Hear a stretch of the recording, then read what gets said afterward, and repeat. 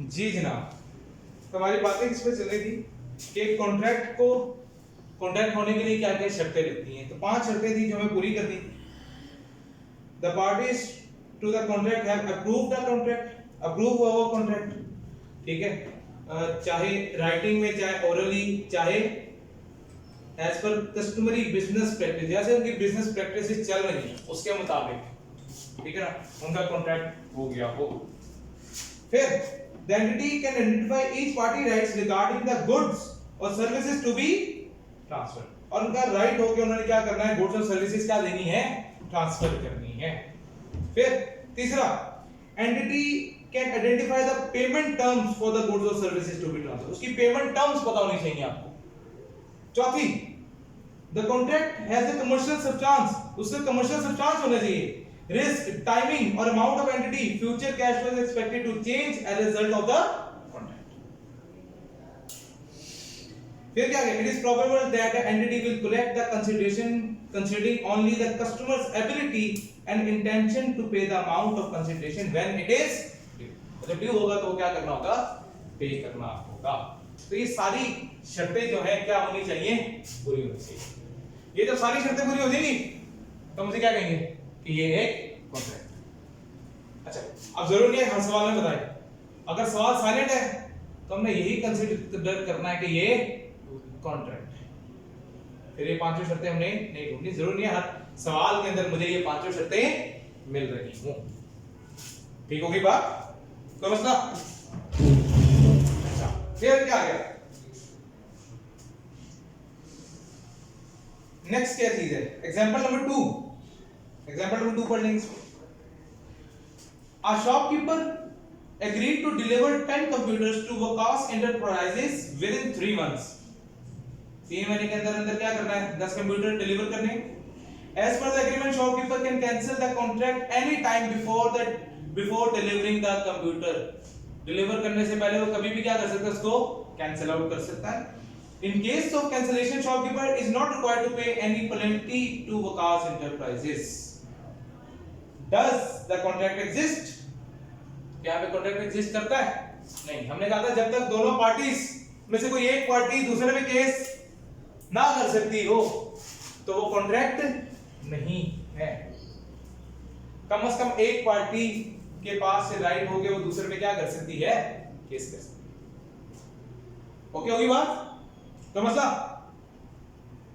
तो किसी के पास इनफोर्सेबल राइट्स मौजूद नहीं है। A contract does not exist if each party has an enforceable right to terminate a wholly unperformed contract without compensating the other party, and as shopkeeper can cancel contract without compensating Vikas Enterprises, so contract does not exist. कहानी clear? तो मसला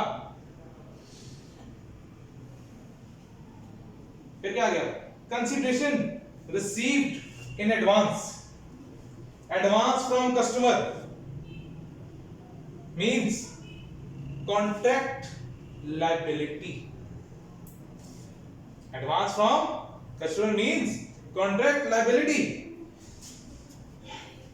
When a contract does not meet the criteria and an entity receives consideration from the customer, the entity shall recognize it as revenue only when either of the following has occurred.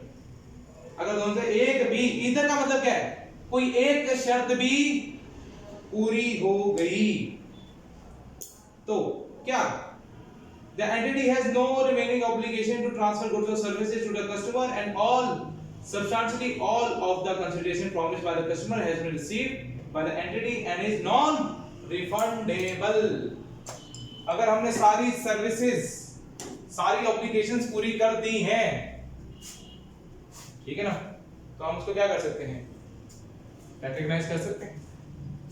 हमने कहा ठीक है, तो हमने कहा जी entity has no remaining obligation, कोई remaining obligation नहीं है टू ट्रांसफर गुड्स और सर्विसेज। लाइक फॉर एग्जांपल पैसा दे दिया अगले ने, ठीक है, पैसा वो दे चुका है लेकिन गुड्स एंड सर्विसेज आपने नहीं प्रोवाइड की, लेकिन आपने, कस्टमर ने पैसा तो आपको एडवांस दे दिया, लेकिन और वो कॉन्ट्रैक्ट भी टर्मिनेट हो गया, लेकिन आपने पैसे वापस नहीं करने, वो रेवेन्यू रिकॉग्नाइज करना पड़ेगा। उसको क्या रिकॉग्नाइज करेंगे? रेवेन्यू रिकॉग्नाइज करेंगे। लाइक फॉर एग्जांपल मैं बात करता हूं, कॉलेज में बचा आया, बच्चे ने आके फीस जमा कराई, कॉलेज ने साहब लिखा जब आप फीस जमा कराओगे it is non refundable. PRC का स्टूडेंट था, कैफ के उसने पेपर की फीस जमा करवा दी थी और कॉलेज वाले ने साहब लिखा it is a non refundable fees. उसके पीआरसी के एक दो पेपर से रहते थे, ठीक है, वो फेल हो गया, एक बार नहीं हुआ कई बार फेल हो गया और वो क्या हो गया? डिस्क्वालीफाइड हो गया। जब वो डिस्क्वालीफाई हो गया तो वो कैफ के पेपर तो नहीं भर सकता ना, लेकिन कैफ की एडवांस फीस वो जमा करवा चुका, लेकिन वो तो क्या है? Non refundable. तो अब इंस्टीट्यूट के ऊपर कोई ऑब्लिगेशन तो नहीं है उसको सर्विसेज देना, किसी किस्म की कोई ऑब्लिगेशन नहीं है, और ना उसने पैसे वापस करने, तो आपको क्या करना पड़ेगा? इसको रेवेन्यू रिकॉग्नाइज करना। एंट्री के बाद करोगे, एंट्री के बाद करोगे जब आपने पैसे लिए होंगे एडवांस में, तो आपने क्या लिखा होगा? Cash debit, contract liability, credit. अब क्या एंट्री पास करोगे? Contract liability debit, revenue credit. क्या लिखा था? कॉन्ट्रैक्ट लायबिलिटी खत्म कर दोगे और उसको कहां ट्रांसफर कर दोगे? रेवेन्यू में ट्रांसफर कर दोगे। फिर क्या आ गया? नेक्स्ट क्या? अच्छा, एक लफ्ज लिखा हुआ है इसके अंदर, पॉइंट में पढ़ो, सब्सटेंशियली, जो हमने पॉइंट अभी पढ़ा उसके अंदर एक लफ्ज लिखा हुआ है सब्सटेंशियली। सब्सटेंशियली का मतलब क्या होता है? ऑलमोस्ट 90%। सब्सटेंशियली का मतलब क्या है? ऑलमोस्ट 90%।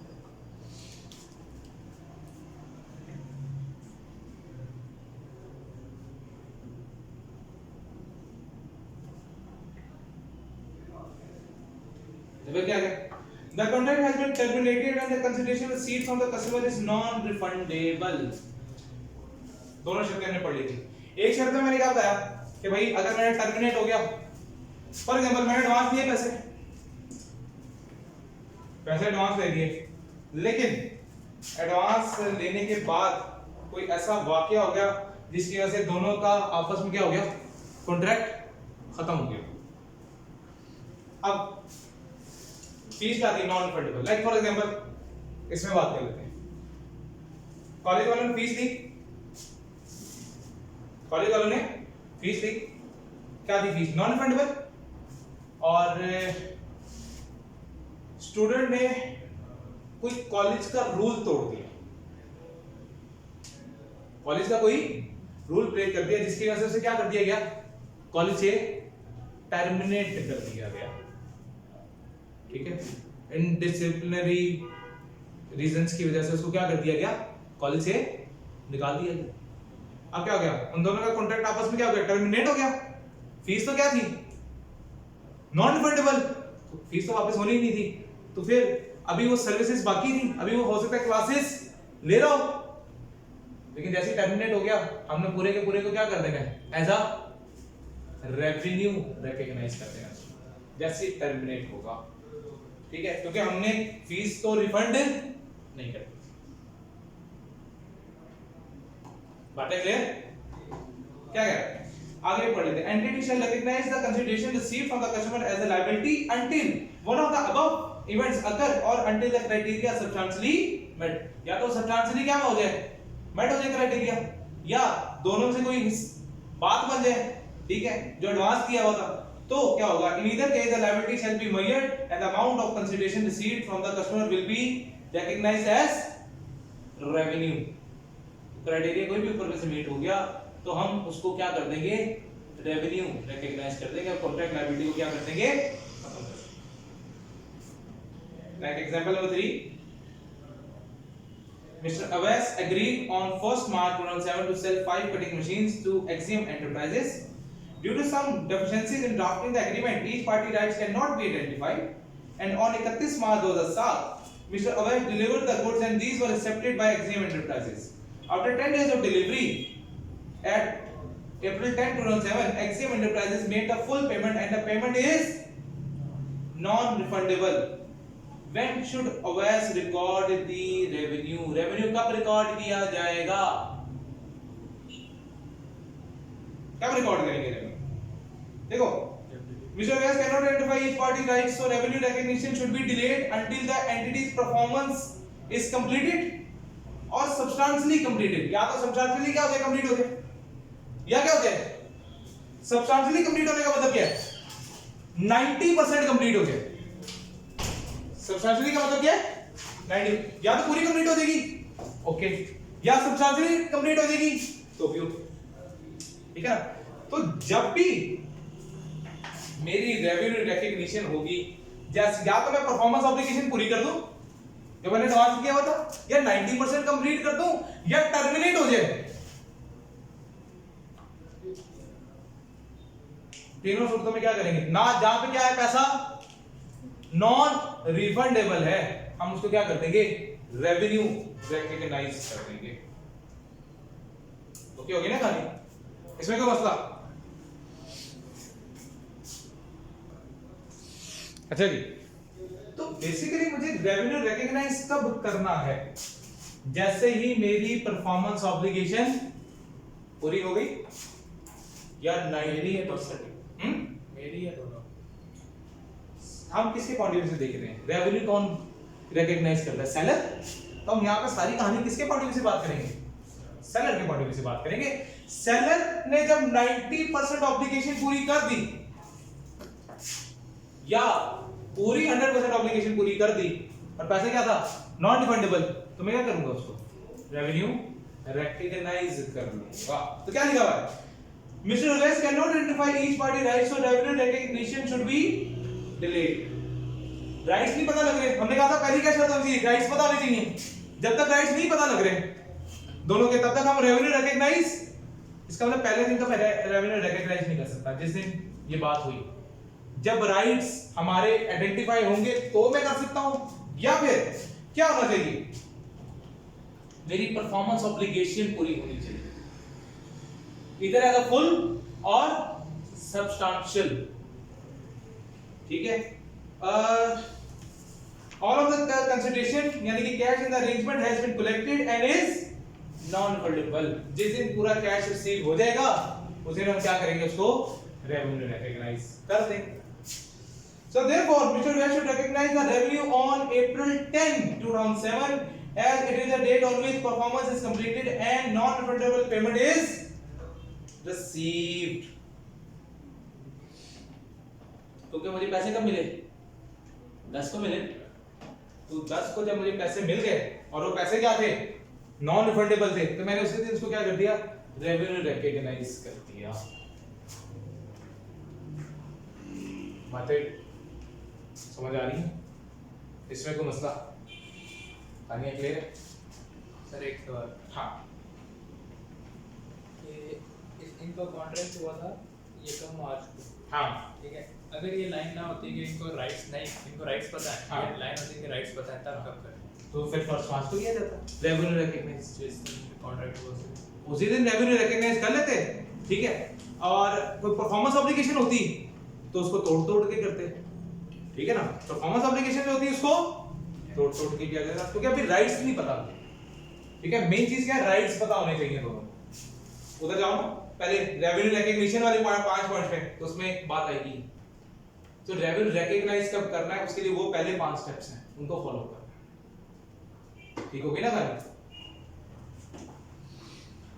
लो जी, कुछ एग्जांपल्स करते हैं और एग्जांपल्स करके बात को समझते हैं। क्या कह रहा है सवाल number 1, A and company has sold a generator to CPE College on 1st January 2019 at a price of 6,000, which would be paid after 2 years, and discount rate is 12%. Discount भी आ गया, वाह वाह वाह वाह वाह, क्या बात। लो जी, डिस्काउंट की कहानी भी हमारे साथ ही आ गई। तो प्रिपेयर क्या करनी है हमने, जनरल एंट्रीज बनानी है 2 साल की। 6,000 मैंने कब पे करने थे, 2 साल के डिस्काउंट रेट कितना था? 12%। तो अभी तो मैं किस पे रिकॉर्ड करूंगा? जो प्रेजेंट वैल्यू से किस पे रिकॉर्ड होगी? प्रेजेंट वैल्यू पे रिकॉर्ड होगी। सवाल नंबर 1, जनरल एंट्रीज।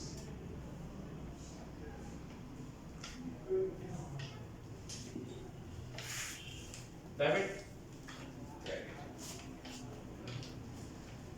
जी, क्या कह रहा है? जनरेटर सोल्ड किया, जो कि जिसके पैसे मैंने कब देने? 2 साल के बाद अभी देने। तो अभी क्या एंट्री पास होगी? Debtors debit, sales credit. किस अमाउंट पे? 6000 मल्टीप्लाई बाय 1.12, 12% डाला। कितने साल पीछे लेके जाना है? 2 साल। कर दें कैलकुलेट। 47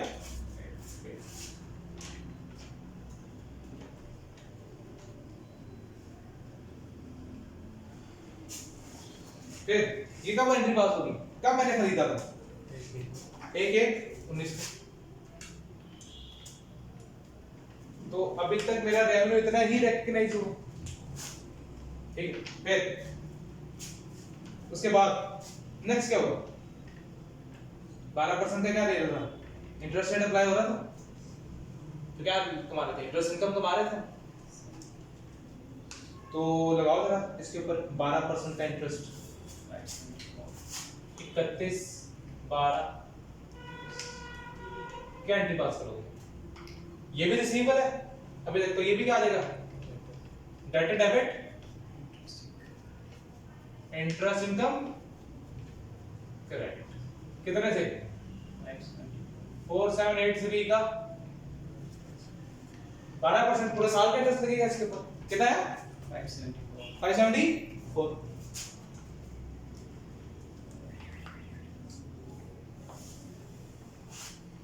फिर 31/12/20 कैसे एंट्री पास होगी? Debit debit interest income.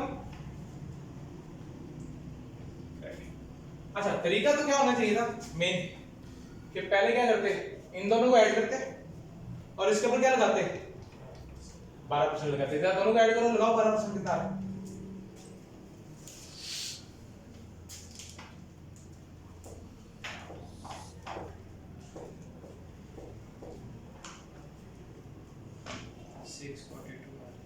642.84 643 करते हैं, ठीक है। 643 असुलन तो यही होना चाहिए, लेकिन मैं थोड़ा शॉर्ट वे बता देता हूँ।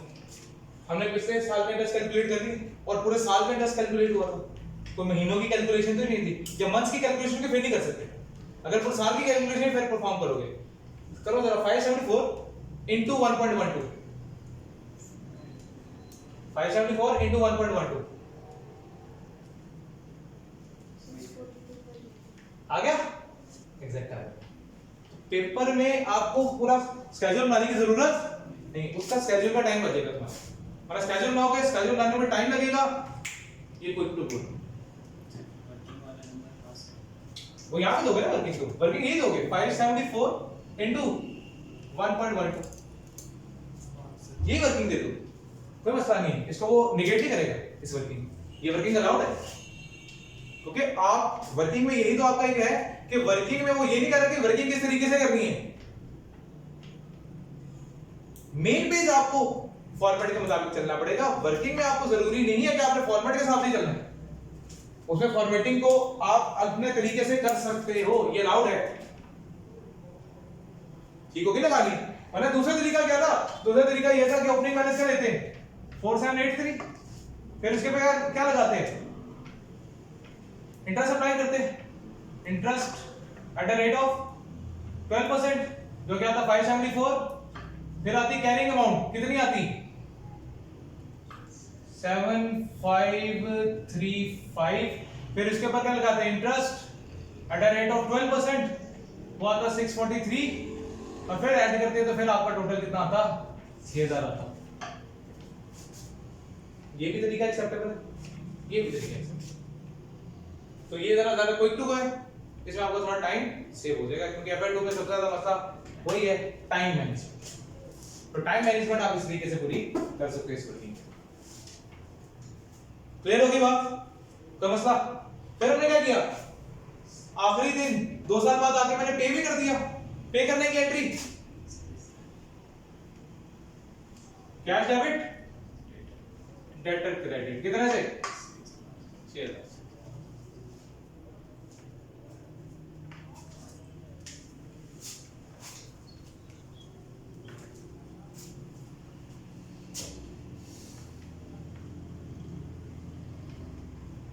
कोई मसला, कोई सवाल?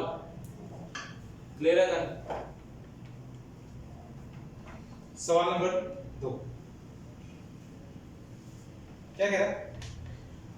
BN Company has sold a car to CP College on 8/3/2019 at a price of 12,000 which would be paid on 28/2/2021. Discount rate is 10% per annum. Year end is 31 दिसंबर। हाँ जी, पेमेंट स्केड्यूल हमारा कुछ और है और जो हमारा अकाउंटिंग ईयर है वो कुछ और। तो हमें इसको क्या करना पड़ेगा, डिफरेंटली ट्रीट करना पड़ेगा।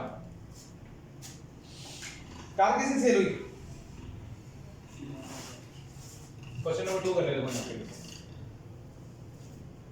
सवाल नंबर 2 जनरल एंट्रीज।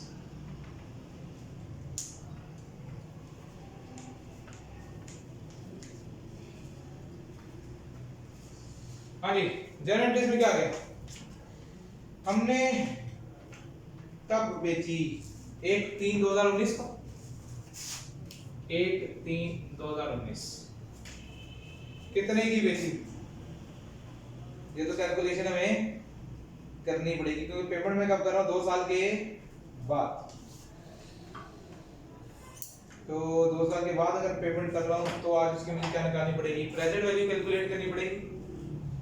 तो करते हैं जरा प्रेजेंट वैल्यू कैलकुलेट।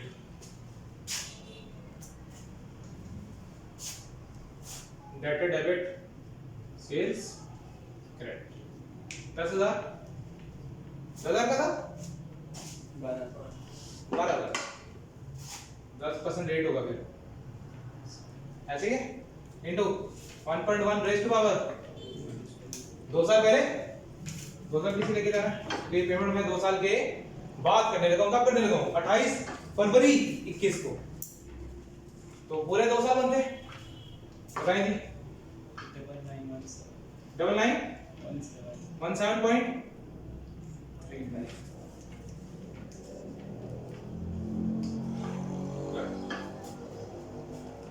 आ गया।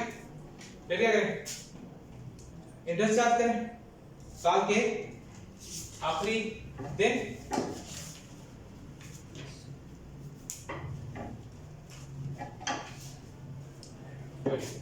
इकतीस 12/19 debtor debit interest income credit, debtor debit interest income credit क्या आ गया 9,917 इंटू 10% इंटू कितने महीने 10/12 820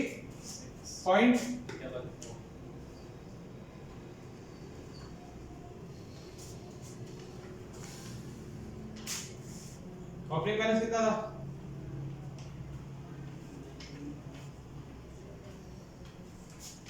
9917। इसके ऊपर इंटरेस्ट कितना अप्लाई हुआ 10% कितना बना 992। WDV ये कब की है ओपनिंग 1/3/19 की और इंटरेस्ट कब अप्लाई हो रहा है 28/2/20। स्केड्यूल का मैंने कहा स्केड्यूल का अपने हिसाब से चलेगा ना, स्केड्यूल अपने हिसाब से चलेगा। अकाउंटिंग ईयर अपने हिसाब से चलेगा। तो कितना आ गया WD बताएं?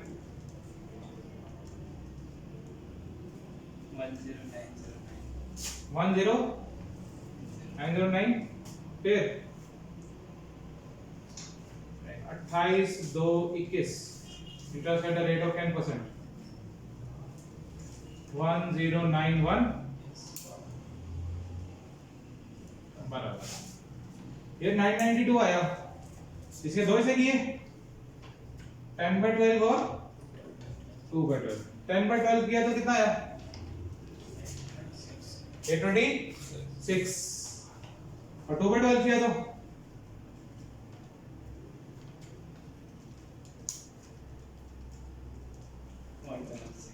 166। इसके भी दो हिस्से करने पड़ेंगे, इसको भी क्या करना पड़ेगा 10/12 और 2/12 जी।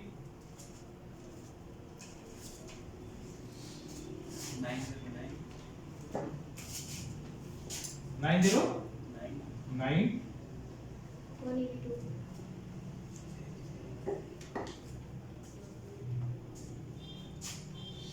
कितने का नहीं दे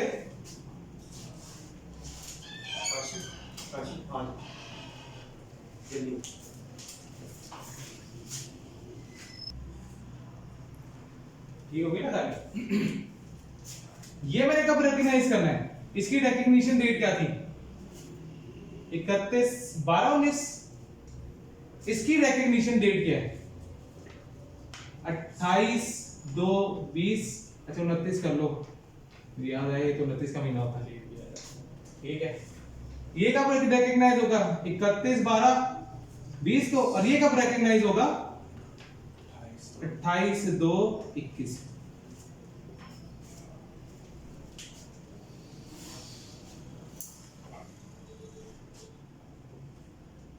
ये वाली कहानी क्लियर है।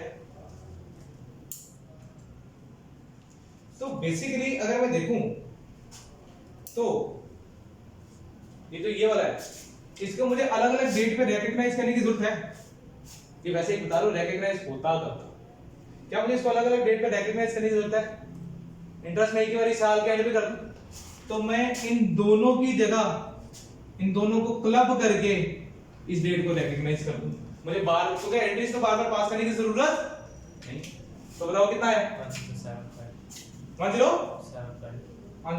कब होगा 31/12/20 डेबिट डेबिट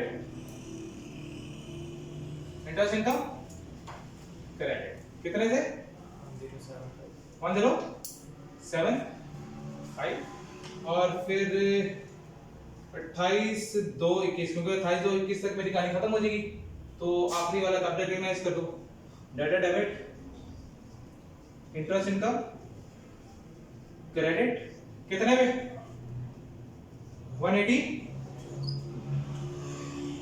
और फिर एंड में क्या करेंगे, एंड में पेमेंट कर देंगे।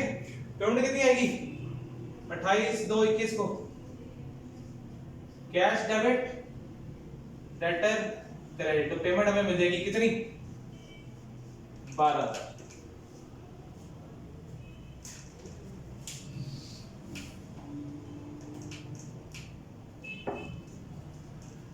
ये वाली कहानी क्लियर कि अगर मेरा जो है कॉन्ट्रैक्ट का स्केड्यूल कुछ और हो और अकाउंटिंग ईयर कुछ और हो, तो फिर हमने किस तरह से पेमेंट करनी है, इसमें कोई मसला कुछ सवाल कहानी क्लियर? बाकी इंशाल्लाह फिर अगले लेक्चर में मुलाकात करेंगे। अल्लाह हाफ़िज़।